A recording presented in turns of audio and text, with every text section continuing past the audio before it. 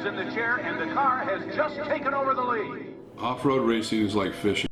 Every off-road racer has a story about the one that got away. You know, how many times have we heard that? I think it was, you know, riding dirt bikes in the hills afterward. I always wanted a dirt bike, but never could afford one, was around anybody that had them. And but until I got into dental school, and the hills are right behind us here, and a lot of the guys were riding after school in the local hills, and so I wanted one. And I know my first motorcycle was a Honda 160 Scrambler, and it cost $400. And at the time, I talked to my girlfriend at the time to loan me the $400 so I could buy the bike, because I told her, this is all I'll ever need. This bike is so cool. This is all I'll ever need. And to her credit, she loaned me the $400, and I married her, and I think I paid her back, I think. Malcolm had, first year he raced a car by himself. You know, he'd been on motorcycles. He had teamed up with guys like Jay and Roberts and Torsten Hallman and those guys. But then he decided to race a car, so he built the car in 1970, probably, or 1971, probably 71, raced 1,000. And it was, I think he realized what a big commitment it was, not only to build the car himself, but also to race all the way to La Paz. And back then, there were a lot of two-track roads, and it wasn't like a graded road fast. I mean, it took like 20 hours. We go about 95%. There's too many people that are going really fast. You can't just really cool it and win. You have to really hang it out quite a ways. Here is the story car of the race, ladies and gentlemen. Bud Feldkamp and Malcolm Smith.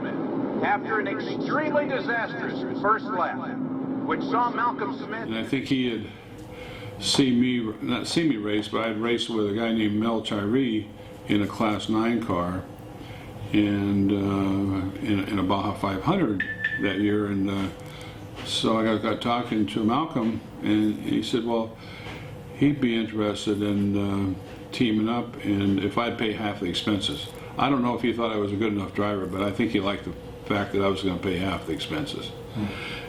So we raced 1,000 that year, and that was like 72, I think, and I wanted to do a good job, you know, because I was the junior guy. I mean, Malcolm was already the hero. He had done the movie on any Sunday and everything. And Glen Helen came about basically a little bit because of the Baja, and my winning in the Baja.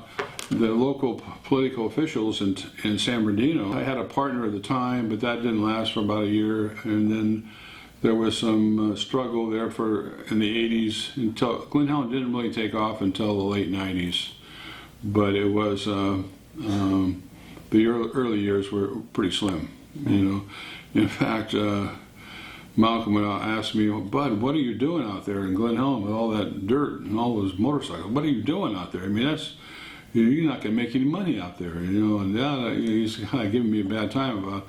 I said, Malcolm, I think it will work. It will work. And now when Malcolm, we go to social occasion, he'll introduce me as, this is Bud Feldkamp.